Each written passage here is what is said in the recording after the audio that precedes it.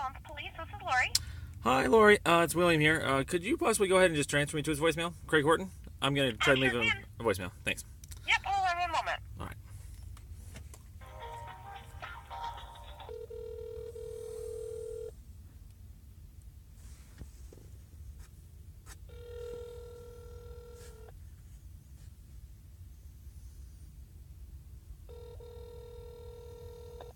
Hi, this is Craig Horton. Please leave me a message and let me know how I can assist you, or dial 221-6555 for further help.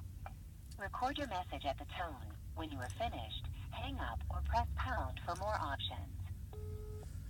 Hey, Officer Horton, this is William Montgomery here. I know I've been leaving you voicemails here.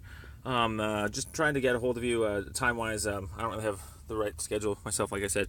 But truthfully speaking, there just seems to be more and more information that keeps popping up in my mind based on our conversation. So these are good. These are striking up memories and so forth, concepts that I basically why I'm trying to get a hold of you guys more every day. And so real quick, here's a couple of other examples. We had an officer, David Kays, move my brother along from a median. Later on, he apologized, said that when we pressed him for the statute, he said eventually that it doesn't exist. It didn't exist. He thought it existed. He didn't read the statute at all. He actually called back and apologized. So that's one more example. But other ones are, like we said, park curfew. There was one in North College that I mentioned. The officers there had body cam footage, and they basically lied about where they found us, contrary to their body cam footage. So there's a lot of evidence right there that you can basically go ask them. They said that I was in a park. I got found not guilty. They said, they pointed, and we have the actual exhibits. They pointed to places that were not in, or that were in the park, but that were contrary to their body cam footage. So they tried to lie against their own body cam footage, and they lost, and we pointed that out pretty easily. So, but ultimately, this is what's really going on. The issue that I think primarily here is I keep going back to this whole reasonable person theory for the fence area, and you say that you might still issue someone a trespassing ticket there because, with your knowledge of the area and the projects or something that you were saying, like for Safeway and the construction and so forth. And so, in a nutshell, I would summarize like this. I think you're still missing one factor in your reasonable person theory there that you would ticket somebody, and that is the definition of minor amendment. So basically, and the definition of a 2384. And so you guys think you would be all suspicious that you'd see this fence here and then all automatically start saying, well, there's got to be some trespassing behind it and so forth. While there could be trespassing, it starts with if it's public or private land, and then from there, if it's a private land, you don't need really the status of the fence. That's what the cops thought that night. But if it's public land, you have to go find out the status of that fence, and that's a really easy thing to figure out. That's what we did. That's why we sent the takedown notice. And so, basically, with your theory that you said to us about how you would go ahead and issue a ticket, I'm very, very concerned here, and I would like to see what you would have as an answer as to how you would come to the conclusion that you would go ahead and issue a 2384 violation for that fenced area. Because if that's what you would go for first, because when you see a fence, it doesn't matter if there's someone behind it or not. You got to go find out if that fence is legally, if you already know that it's in the right of way.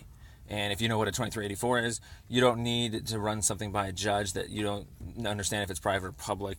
There's actually no issue there. And so if you know right of way law, if you know private public law, if you know plat law, if you know 2384 law, naturally you're going to write a correct second degree trespassing charge.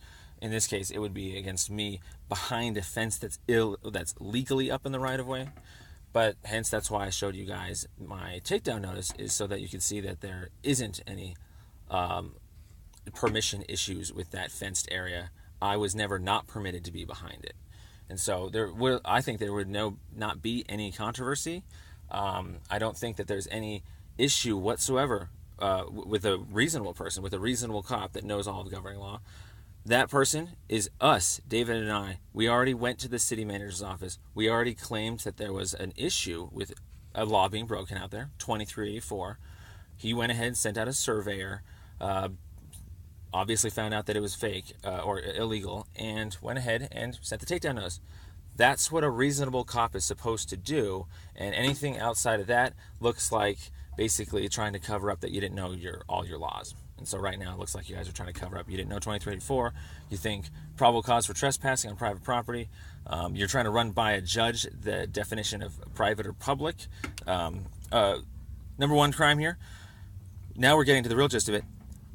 The false document for recording is not actually technically that document. It's the warrantless arrest affidavit that Chernak filled out for the judge the next day. The maximum length for a recording. Finish your recording after the tone. Basically, the judge was not supposed to sign off on that warrant. They should have known better not to address 460 South College, if you see how that works. They were not supposed to issue that warrant. I gotta go, sorry. End of voicemail. Timing. You have reached the maximum length for a recording. To send this message, press pound or hang up. To mark it urgent, 1.